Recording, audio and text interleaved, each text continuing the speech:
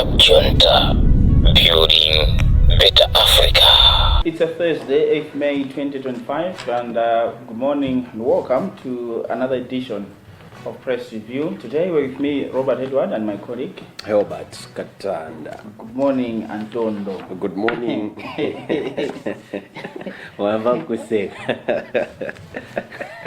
I think we should declare here that Antondo is an Arsenal fan. Ndezo anabeta, anajita beti ni Simon George, ndekuti pakale ceremony yopereka ndalama kwa Emmanuel George amene analosera kuti Arsenal ituluka mu Champions League. Pereka mone kwa President Dr. Lazarus Chakwera. Oh yeah. Yeah, ndi supporters of Arsenal. President William Ruto, President of Kenya, is also an Arsenal supporter. So good morning to all you, Your Excellencies. I don't know how are you?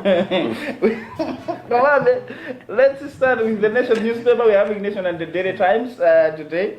Let's start with the Nation newspaper. All right, the Nation newspaper on the front page, there are two stories. One of the story being poverty levels steady. And of course, that's the headline of an exclusive story. And it says, part of it rather, is appearing on the, it appears on the second page, and it says Malawians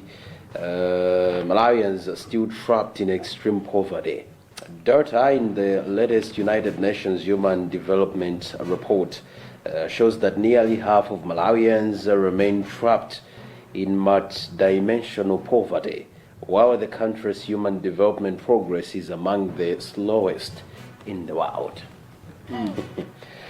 Released on May 6, 2025, entitled A Matter of Choice, People and Possibilities in the Age of Artificial Intelligence, the report ranks Malawi 172 out of 193 countries on the Human Development Index, with a score of 0.517, which falls within the low human development category. Zikurero ndithu kuti dziko lathu la Malawi akuti ndi dziko limodzi mwa mayiko amene kutukuka kukhala kwa pang'ono kuyenda kwake akuti ate snail space mwankhono ndipo akunena zoti ifeyo ndi mayiko amene tachitidwa rate ngati dziko limodzi mwa mayiko amene ngovutikitsitsa pa dziko la pasi kunena kwake akutero kuti we are on 172 out of 193 countries. Okay, so when people are commenting on this, they always say the other countries, there are countries that are in war, or they have faced war. Okay, the issue here is, I think, as a country, we are not supposed to be like that. Okay. Because in this country is very peaceful.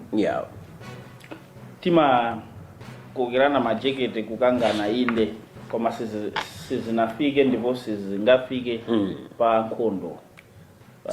Sitimachita nkhondo. So chiyembekezo ndi chakuti ngati dziko silimachita nkhondo ndoti limayenera kuti lidzipereka mphamvu zake ku chitukuko cha dziko.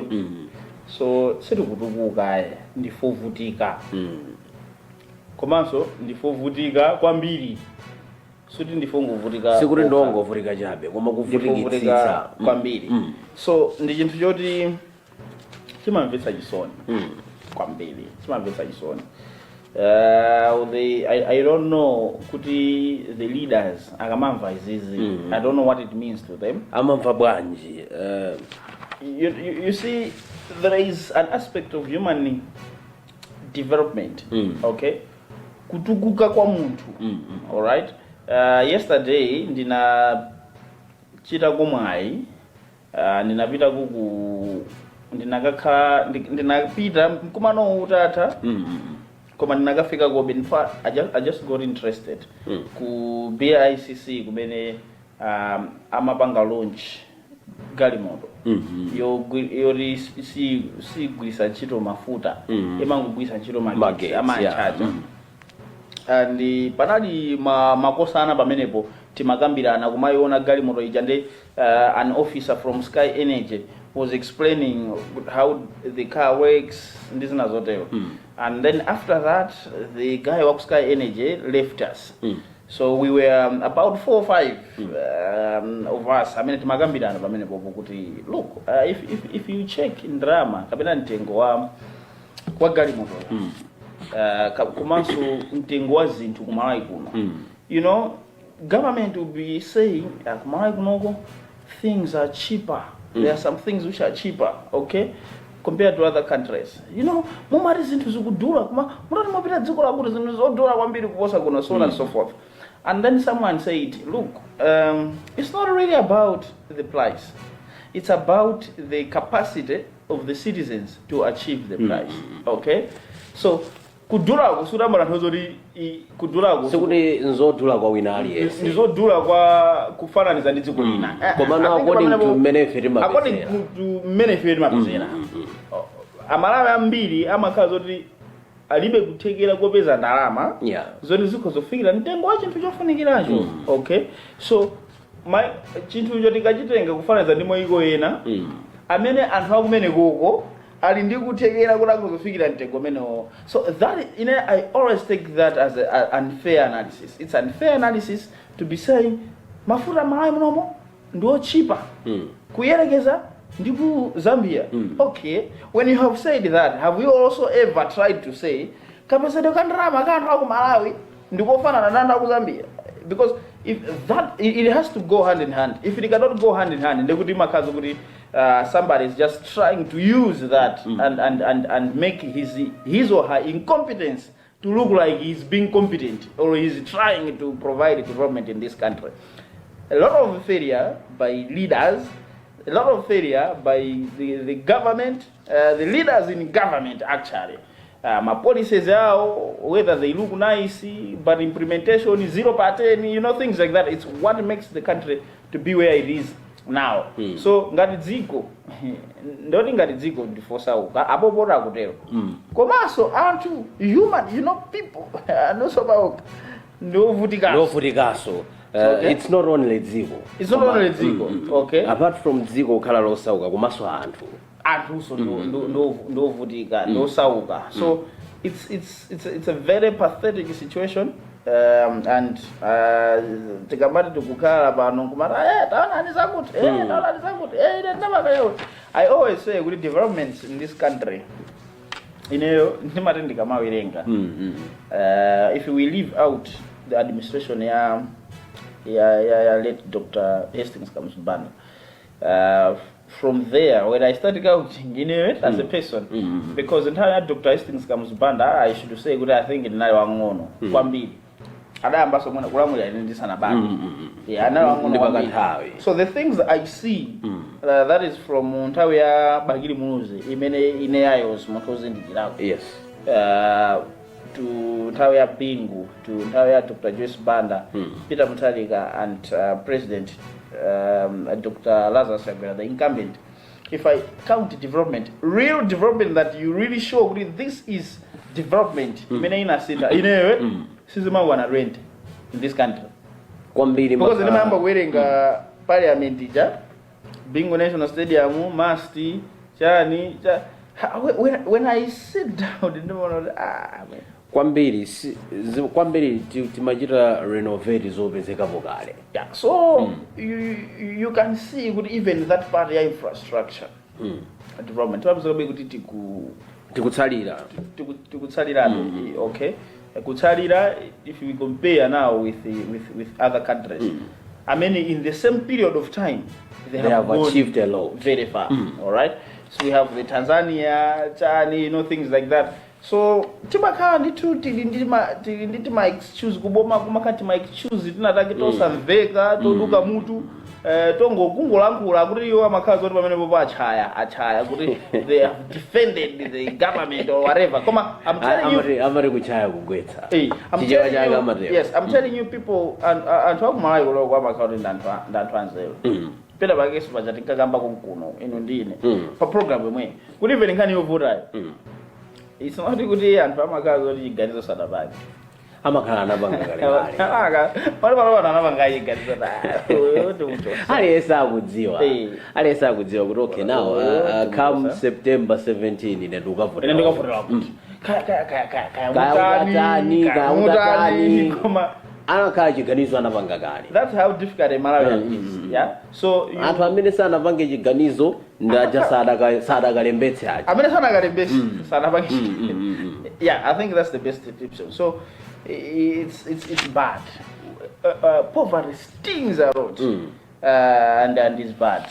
All right. You can get another story before we go to the Daily Times. All right, still on the front page of the Nation newspaper, there is another interesting piece, and it says faults take 84.3 megawatts of grid, 4.3 billion Malawi kwacha needed to fix. And of course, partly the story says it has emerged that 84.3 megawatts is off the national electricity grid due to faults on machines at the 3 hydropower stations, with cost estimated at $2.5 million US, which is 4.3 billion Malawi kwacha, to secure spare parts. Electricity Supply Corporation of Malawi Chief Operations Officer Maxwell Mulimakwenda, I don't know if they pronounce it that way, and Parliamentary Committee on Natural Resources and Climate Change Chairperson Werani Chilenga reviewed this in separate interviews. Akutero kuti kuzimazima kwa magetsi kumene kuchitika mmakukamo akuti we shouldn't be surprised. Koma nkhani yake njakuti akuti 84.3 megawatts imene ni mphamvu ya magetsi akuti ndi imene ikuoneka ngati kuti ikusowekera kwanza tukophika magetsiko. Now this akuti kuti zikonzedwe pakufunika ndrama yokwanira 4.3 billion Malawi kwacha, which is 2.5 million US dollars, kuti zonse zikhale mchimake ndithu kuti magetsi mwina asiye kuzimazima, koma kupanda ndrama imeneyo ndekuti tigonabe mu mdima. Kodiro risko mara kazora ibasare ni video. Ora kazora lolo zigari ziko ngogwiza na 10 billion. We will still have these things. Okay? They will come back and request for another money. You see what I was saying about incompetence. Okay? Somebody failing to do his or her job. Now, instead of wasting time or using the time, okay, to zero in, working extraordinary to find the solutions.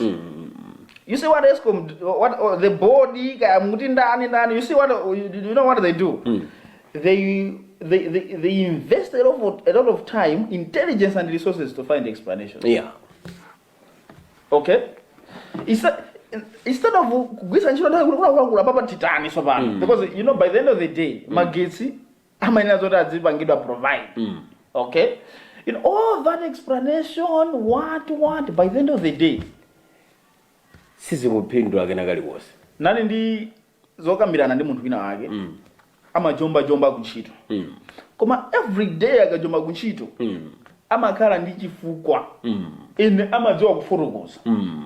You understand? Then the mafosa kuti, do you know that your nice story, your nice stories, your nice explanations does not cure the fact that kunchiro kusudabite. Sunabite, yeah. Whether you explain kudijani kuma kunchiro sudarani? Sunabite. So, wajomba. Ungodusa suguli mozi, suguli naso kujomba. So naso, gari wadawa marira ndindani, maa wakata. but by the end of the day abwana kuntchito mukumatani mukumajomba sikuti chifukwa chonena zoti unapereka explanation yomveka bwino they will say ana abwera unajomba you haven't gone there. So it's the same thing in there our Eskom. This is a utility company, for God's sake. It is. It's a utility company. What do I mean? Amatolera makobida wawa kuchokera kwa Malawi.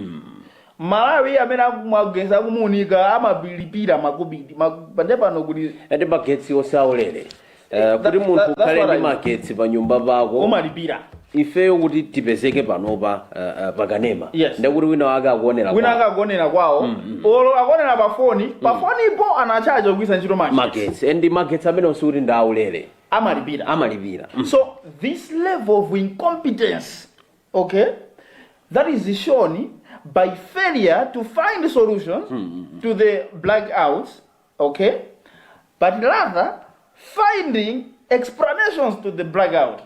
That is the level of incompetence. Because by the end of the day, I think as a user wa magets, ndimafuneka kuti ngozo that when magets iwa ababweza kumatima ndipo ndimafunika makobi ndimwakuti ndeta bagaza kuti ndivoye magets sakutima pamene poti zimvana. But you tell me a lot of things, people have been giving examples kuti inu ngandifuna kuimbira nino sindifunika ndoti adzindifurukuzira ku Airtel kuti ase ukaithabwanya foni yako ija chijeni chimakagunda kutawa ija imakapereka kwa kuti kena kuti do I really have that time to understand all that? What I just want is I should make a phone call, I should talk to you. Period. Bas. If I am failing to do that, I will point fingers at Airtel and TNM. You are failing because you are the service providers. You don't need to expect. That's why the laws of this country anakukhulupirirana amakra anakukhulupirirana kuti Malawi amafunika azimpanga communication. So takukhulupirirana inuyo at TNM ndi Airtel kapena makambani kuti we should be providing these services. Okay, and for makra to trust you, it means mwana waonesa kuti muli ndi expertise kuli yakanganya kumene koko madolo ramata zimene zozo. So Eskom also is the same thing. Why now are you coming to us? You should just come out clear. Could you I think it's a teachima zinthu zikutichima magets. And do you know that even this magets thing has got even a political impact? Anzanu rambo mamuru anali busy kumalankhula ma WhatsApp ma political rallies mukuona chiri kuko Dr. Lazarus yakwe magets bano anasiya kutima amaruzo kuzima kwa magetsi I didn't nkhani yaga. You have heard that. Malawians have heard that. So even Atlanta lema kukhulupirira nikopya aboma ilili even the other governments. If you do that, they even score a political mileage. Look at how you are failing them, even the politicians. Okay, so it's to me that explanation is neither here nor there, my dear. As I've already said, even if you give them, Arafunika 5, is it? I would have 4.3 billion. Or Nazaguti, 7 billion. Okay, Jabino ngati amala ngati tsutsi teta paseni. Tisabase 4.3 Jaguti. Pasavuta tienda abasa. Tienda ngwabasa. Awelani chilenga ndanzano. Another thing is the reason why Eskom inapita kwa yo is because I own my MP, they can discuss ku parliament. Just how ikakwana put our abasa Eskom, so on and so forth. So please do that. Let Eskom have that man.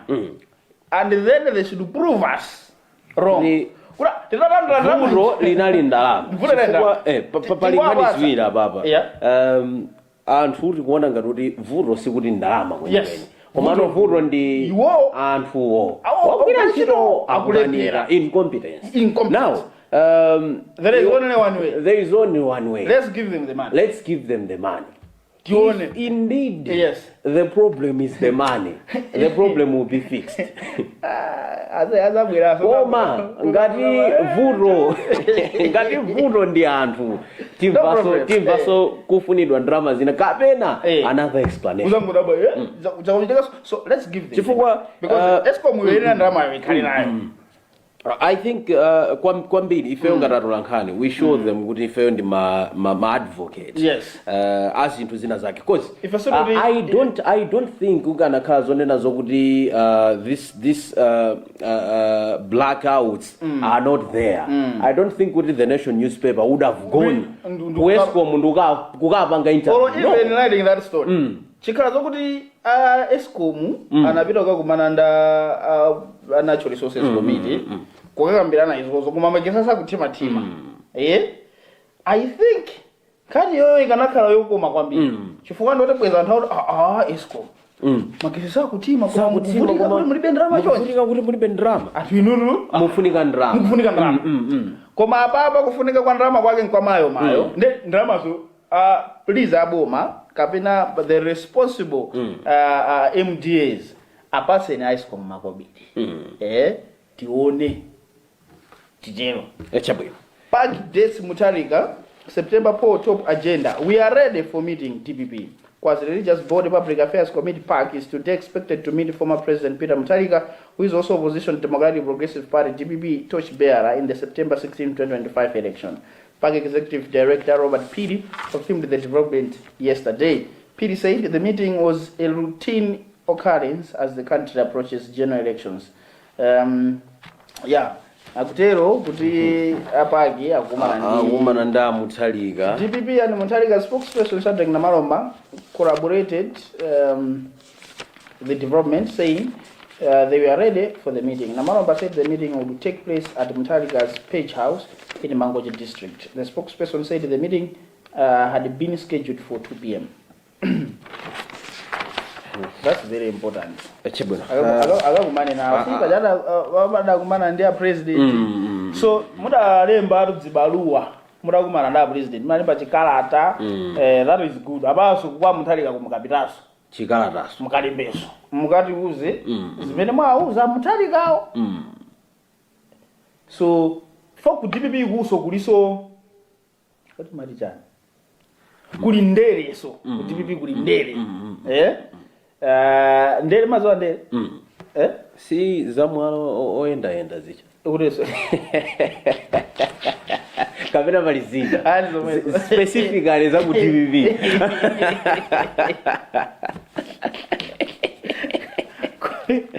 ati mwalo oyenda suwe angandere chimakhala samu ndi zinthu ndito anthu timangozoti nza green zimakhala za green most of the times koma makhaso ndere zina zoti the pigment is not green zimakondokhala ndithu pamiyala imene ili madzi mwala uli madzi kapena pafupi ndi madzi umahanga ndithu ndere so ziliponso ndere kumeneko ku DPP specifically on the issue of my primary elections.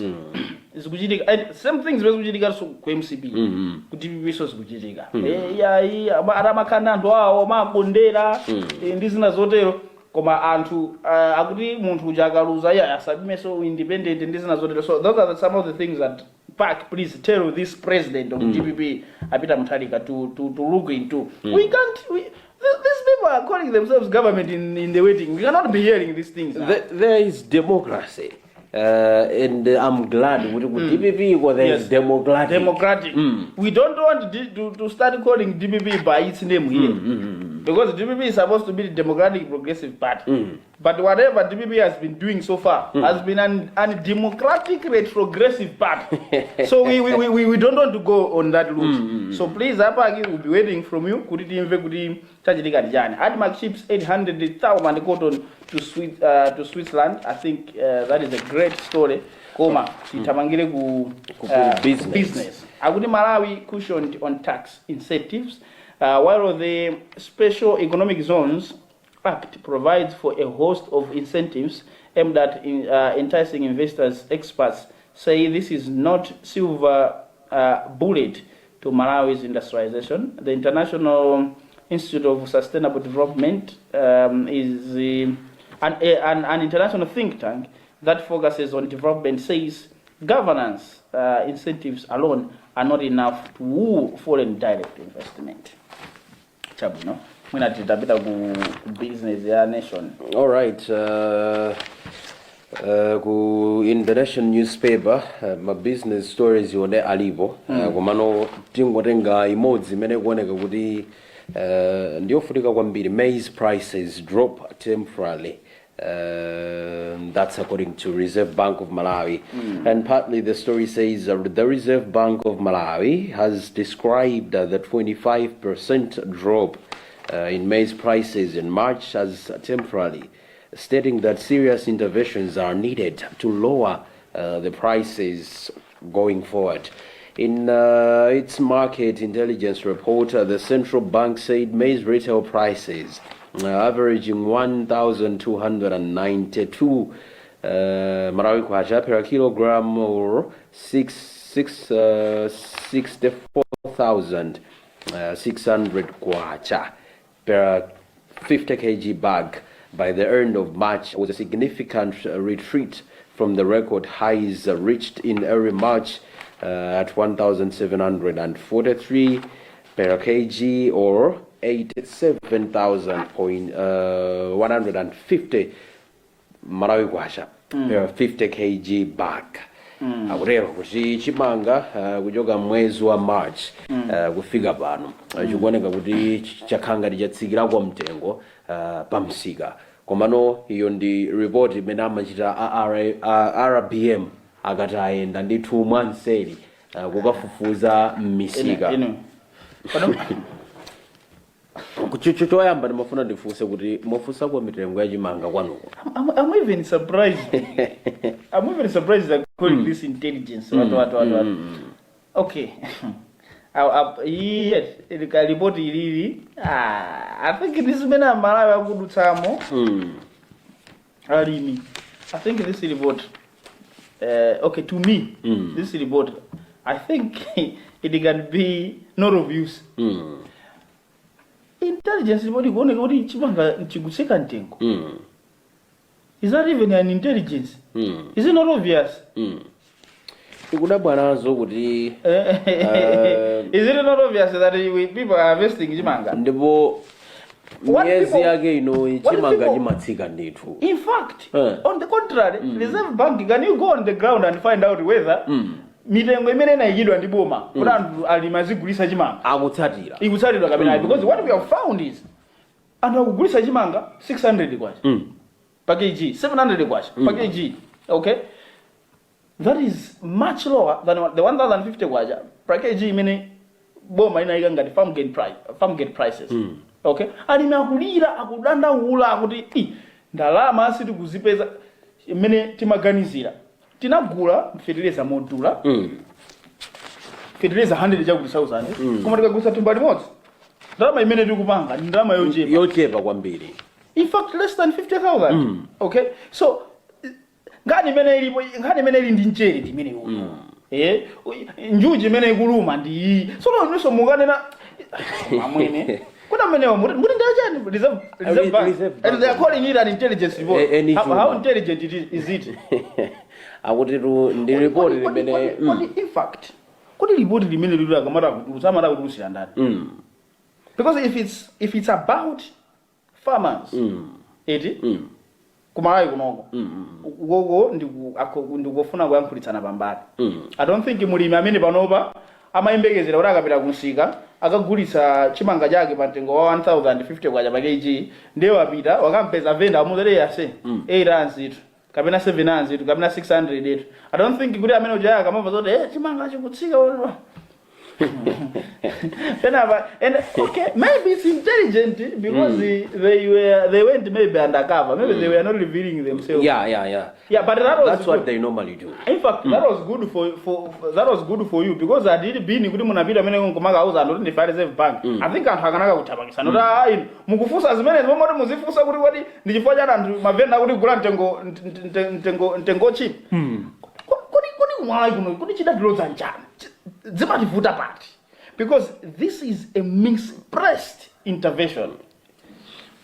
Akudziwa boma kuti chimanga sichigulitsidwa mmene chikuyenera kugulidwira pamsika ndipo akudziwa kuti anthu they don't even care about the farm gate prices that the Ministry of Agriculture releases and they know each and every year. They know the reason why. The reason is the government doesn't enforce. Yeah, so whenever they feel like chigulise chimanga modula, kuli Malawi Bureau of Standards chiliko chili pamenepo nu kuli ndani opanga enforce ali nu orera akhoza kungochoka mu office mwaomo driving a vehicle from where they are and just go any direction or from where they are some few kilometers. They will find chimanga chikugulisira choncho and they can even go kukalanda maskelo ase ukugulisa chimanga mtengo ubwanji.